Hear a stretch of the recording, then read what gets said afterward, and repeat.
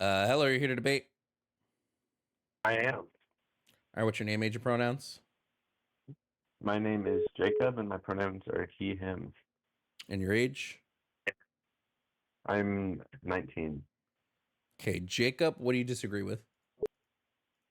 I disagree with your claim for gender affirming care for minors. Okay, why?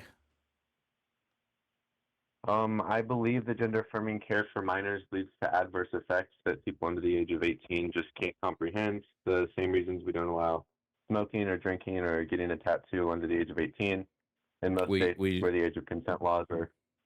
yeah, we do allow some of this actually. Arizona allows tattoos at the age of 9. So this would just be some sort of That's appeal to authority, like because we put legality on these things that makes them. I would like a reason other than like the law, you know. outside of the law. It would be the adverse effects that come from gender affirming care for Sh- underage kids. sure. What are the adverse effects? Specifically because it's so new, there are plenty of side effects that we don't know yet. Gender affirming care isn't super well researched, at least in the last 10 years. So the adverse effects on gender affirming care for minors is relatively new. Okay. Um, So just confirming, it should be banned because there are adverse effects. We don't know what those adverse effects are, but we assume there will be adverse effects. And because we assume there will be adverse effects, we should ban it, even though we don't know for sure. Not because of assumed adverse effects. It would be if you're doing like hormone blockers, they lead to specific issues. There's heart issues that come from that. There are, I believe, bone density issues that have been cited.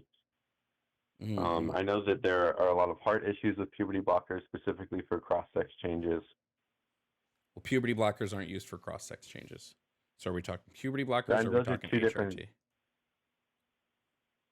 those are two different claims for gender affirming care. Puberty Well, you blockers just can said be there used were for. heart issues that are come from puberty blockers, which are used for cross sex transitioning. Thank you, Boo. I would Uh, say puberty blockers lead to different issues, and then cross-sex hormones, which are separate, also lead to their own set of issues.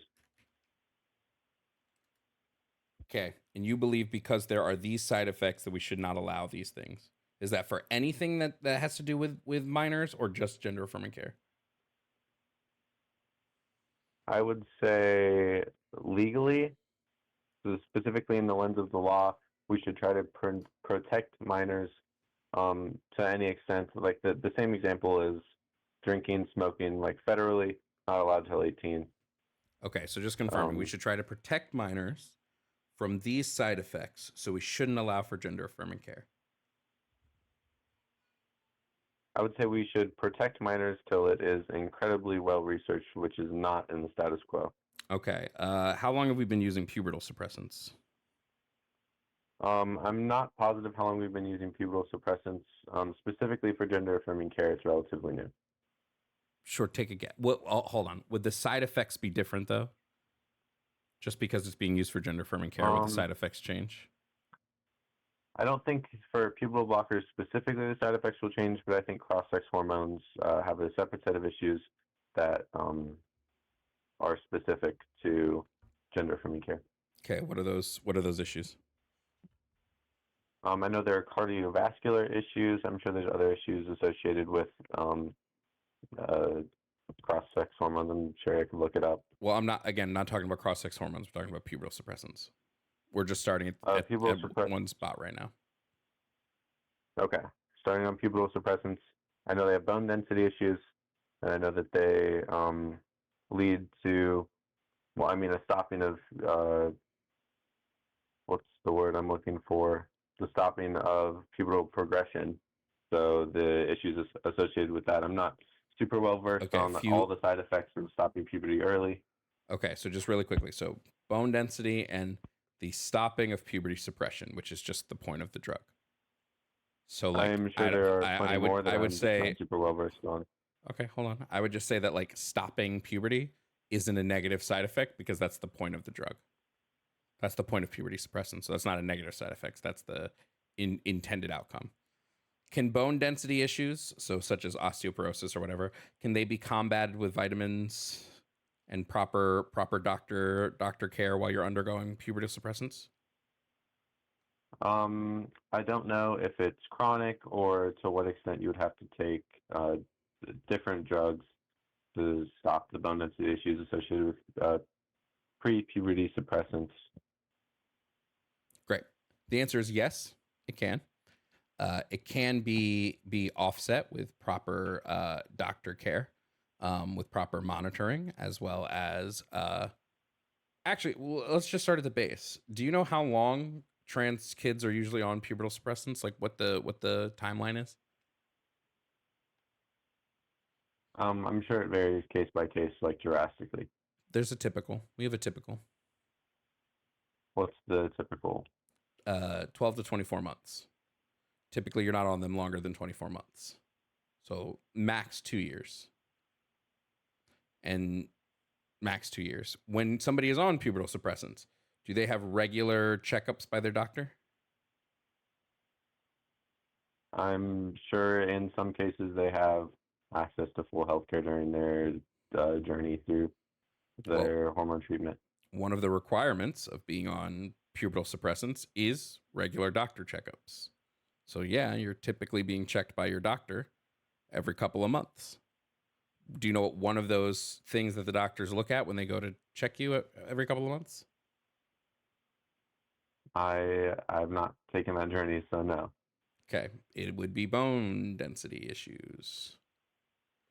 Do you know what happens if a doctor finds that while you're on pubertal suppressants, you're having really bad bone density issues that can't be combated with like vitamins? I would assume that they would stop the hormone treatment, but if the damage has already been done, there's uh, significant issues with fixing something that has already started. Nope, they just take you off, and when your body goes through puberty, you tend to regain bone strength and bone density. So I want to point out that it's interesting that you made this stance against gender affirming care, but pretty much every question I've asked you about gender affirming care, you have said I'm not sure, I don't know, or I would assume. I'm not taking like super educated guesses. I'm just saying that because I haven't gone through gender affirming care myself. But if you Neither can have look I. at cited studies talking about the issues, I've never gone through gender affirming care. Why do I know this stuff? um, I'm sure I could say with certainty if I looked at the studies that I am looking at. It's just a framing issue in my claims, I guess. Okay, so you have seen studies that show a statistically significant amount of harm from pubertal suppressants or otherwise, or gender affirming care in general. Studies are limited because it's so new, but I am positive that there are more studies on the issues with specifically bone density issues than telling you that it's not going to happen. Pubertal suppressants have been used since the 90s. That's over 30 years ago. So like we don't have we didn't create studies within 30 years to show a statistical significant amount of harm in puberty blockers. There are plenty of studies specifically related to gender affirming care telling you the negative side effects Okay, what are those of studies? continued use. Yeah, I will find one for you. While I do a little bit of research, I would love to hear your case for gender affirming care for minors Yeah, gender affirming specifically. care leads to more positive outcomes than it does negative outcomes. So I'm not going to ban something that tends to produce more positive outcomes, especially when the decision for healthcare should be left up to a parent, their child, and their doctor, not me, not the government, not some other third party. Because the benefits of gender affirming care tend to outweigh the harms, I'm going to say I banning it seems like an overreach to me. I would like to hear those benefits outweighing harms, specifically for minors taking the path to gender affirming care. Yeah, sure. The benefits would be lower rate of suicidality, lower rates of depression, lower rates of anxiety, lower rates of self harm. These would be the benefits to me, and these seem, in my opinion, to grossly outweigh the harm. The harm, like by a lot. Are there specific studies on the psychological effects for minors and gender affirming care? Yep. Give me a Do you have second. like any of those handy that I could look at quickly? Yep. Give me a second.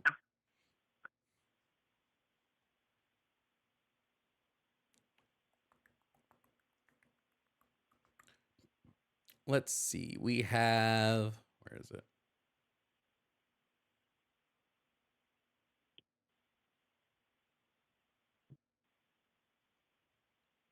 I just want to pull up like some actual. Oh, here it is.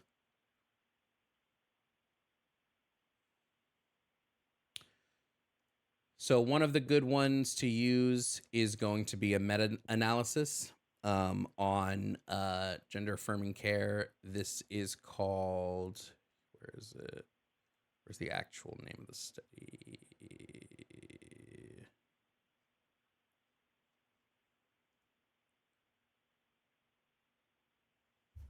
So one of them is it's called like, what does the scholarly research say about the effect of gender transition on transgender well-being? And it's a meta-analysis of like 55 different studies, um, all going into the effects of mental health on transgender patients. The next one is going to be where's the specific one that I have on youth? Where's that one? It's the Australia cohort study. Where is that? Where are you, cohort? Sorry, I have a lot of studies, so I'm clicking each to see which one it is. Here it is. Re-identification with birth, registered sex, and Western Australian pediatric gender clinic cohort. It just shows that the regret rate for gender transition in youth is so low, and that they are typically happy in their transition and have better outcomes. We have the 50-year longitudinal study, which studies both adults and I'm pretty sure teens as well. That goes into the fact that the regret rate for bottom surgery is 2.2% and under. So yeah, we typically have plenty of research that shows that this is a more positive than it is negative. But if you have counter research, I'll gladly look at it. I don't have like a doc full. I could definitely find some online. There's counters for everything. My next question, specifically on gender affirming care, would be how confident we can be in the like current studies, specifically for sex change hormones, because it's so relatively new. I believe there was like 2 to 4,000 cases in the last 5 years across all privatized healthcare of children receiving gender affirming care. Sure, but I would say when we're looking at cross-sex hormones in general, we've been using cross-sex hormones since the 50s.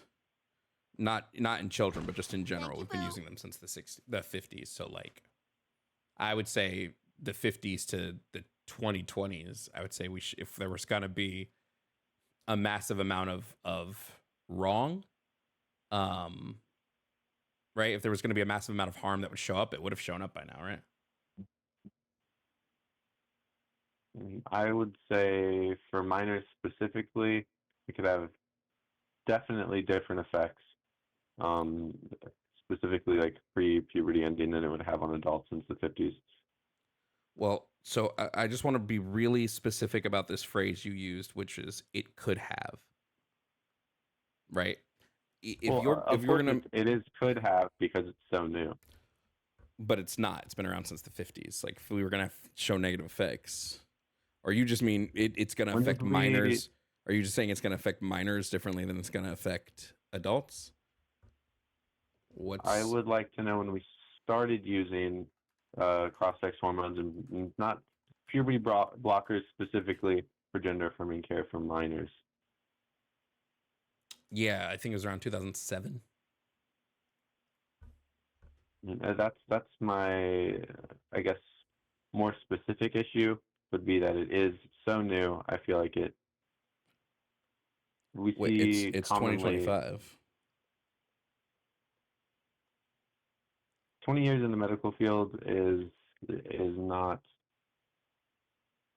an insanely long time. That leads to like one generation of like full studies done on the first group of children that had gender affirming care. Wait, how Like long do you think it would take finished. before? How long do you think it would take before we see a negative side effect? to have long-term studies on more than one generation living through their medical procedure. I'm not positive. I would say that even the Wait, how long 50s, do you think? they're using How long do cross-sex you think we hormones. test? Wait, how long do you think we test normal like we can give SSRIs to kids, right? How long do you think SSRIs are like tested before we like put them out on the market? Do you think it's 18 years or shorter? I don't know, like the FDA regulation for antidepressants. Okay, so it's not 18 years. I'll tell you that much. The FDA doesn't require 18 years of clinical trials for any drug. Why are we holding this one to a different standard? And this is for drugs that are given to children, right? Why are we holding this one to such a different standard?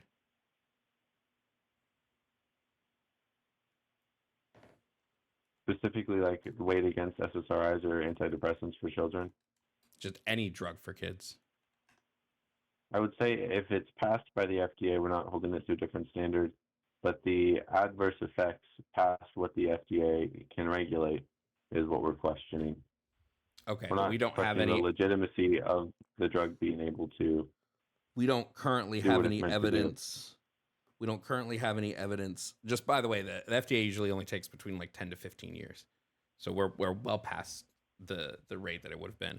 But we don't have any evidence currently that the harm is outweighing the good. Thank you, Boo. But we should stop it in case the harm is not, because we don't have the evidence. We should stop doing it.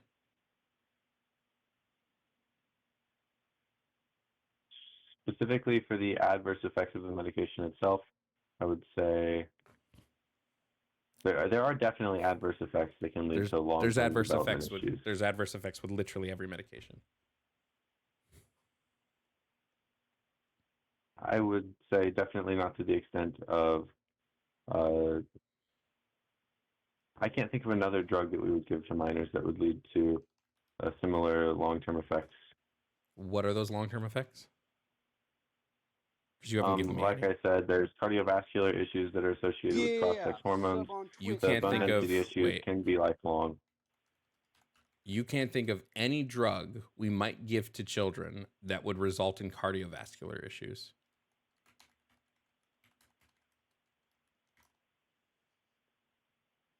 Not off the top of my head to the rate that cross-sex hormones lead to cardiovascular issues with.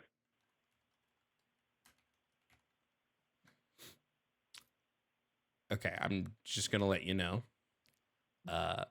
Tons of them can, right? Children with type 2 diabetes take type 2 diabetes medication, which can cause cardiovascular issues. Kids, kids with kids can take kids can take a bunch of things that cause cardiovascular issues. So I don't understand why, again, we're holding this to a different standard, right? I'm not denying there are side effects, right? I don't think anybody would deny the side effects. All I'm denying is that the harm outweighs the benefits. If I'm a parent of a kid with severe gender dysphoria and they tell me, and my kid is very clearly depressed or suicidal, and I can correct this or I can help them like in this, and they may get cardiovascular issues down the road, I'm going to bring this up to them and say, hey, listen, this is what we can do. These are the side effects. If we agree and a doctor agrees, we'll do this, and we'll make sure that we give you what you need. And if that's the case, why should the government be able to come in and tell me I can't have this decision between me, my kid, and my doctor?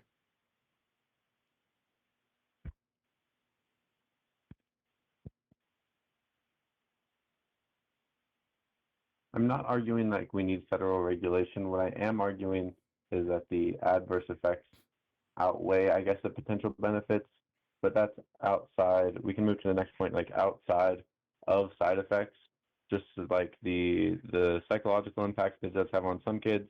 And then I think the bigger point of contention would be the societal issues that are facing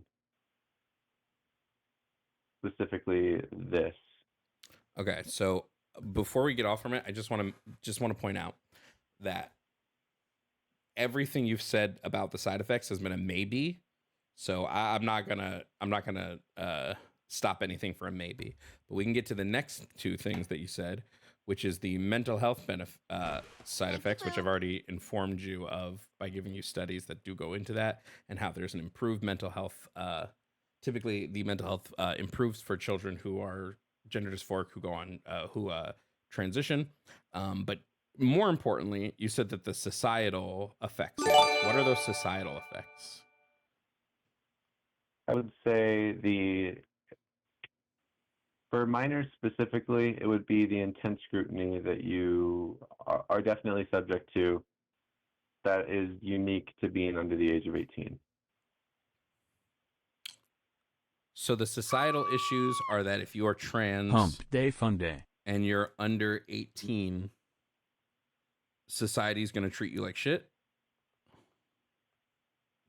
I don't think that's like an all-encompassing statement, but that does happen like substantially more, I would say, under the age of 18 than it does with adults.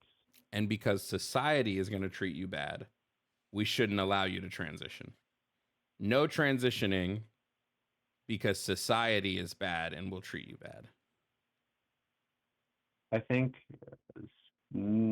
specifically gender affirming care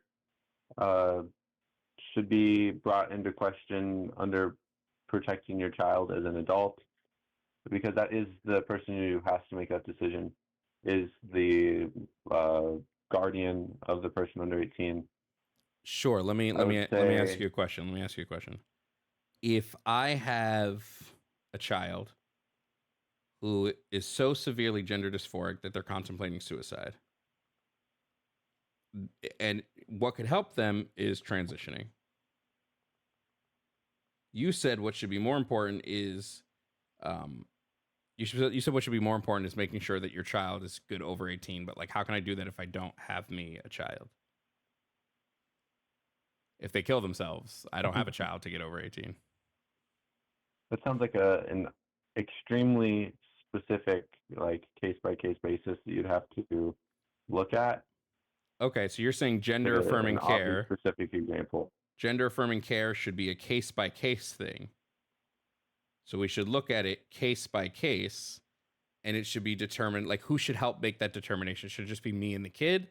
Or should we like have therapists involved? Should we have doctors involved? I think on a case by case basis, I think all four of the people that you just mentioned should be involved in the decision making for,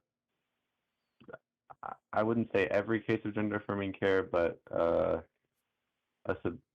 substantial amount of the gender affirming care we're offering to minors. So I think I could change my stance to opposing all gender affirming care, but I think there should be more in-depth looks before steps are taken. Bro, show your sources. I got a really big breaking news announcement for you. This is breaking as of right now. What you just described and what I just described is how it's already done. It is already a case by case basis that parents make decisions with therapists and doctors, because in order for insurance to cover gender affirming care, right? Because we can't say shit about people who pay for it privately. There's nothing we can do there. But in order for insurance to cover gender affirming care, you must get a gender dysphoric diagnosis. In order to get that, you need to be confirmed by a therapist, by doctors. And then once your therapist can get you that diagnosis, then you can talk to doctors and work with doctors and your parents on gender affirming. Like, basically, you said, well, I don't support gender affirming care unless it's done the way it's currently done. I am positive that not every single case for moving towards hormone blockers or gender affirming care, which is puberty blockers or sex change hormones, is taken in that exact step-by-step basis. What I just listed to you is the standard of care for these things. Sure, you might have the off fringe cases where it's not done this way, but typically this is the standard of how this stuff is done. This is the standard. So this is my issue with what I was sort of saying before. You have a stance that you have not researched yet. So I don't think you should say that like I have a stance and an opinion until you've properly dived into the research on that stance and opinion. And once you do, you may find that, oh shit, I think a little differently about this. Do you have like a specific study that you suggest that I read? I mean, I would just start Specifically on with, the steps taken to achieving gender-affirming care. yeah, I would start with just looking up the WPATH. The WPATH is the standards of care that we use in the US. So I would just start with looking at the WPATH standard of care.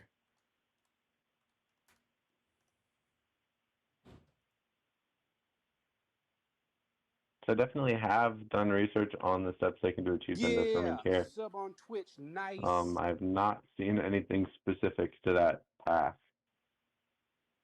Okay, well, I would say you there's no way you could have, well, you could have done the research, but like the WPATH is kind of a big part here.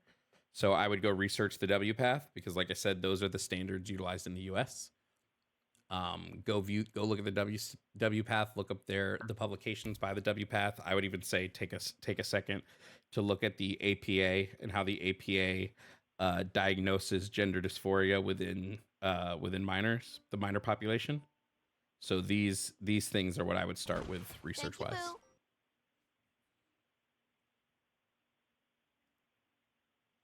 All right, that sounds great. I will, I guess, take a deeper look and maybe I'll come back a little bit more to say.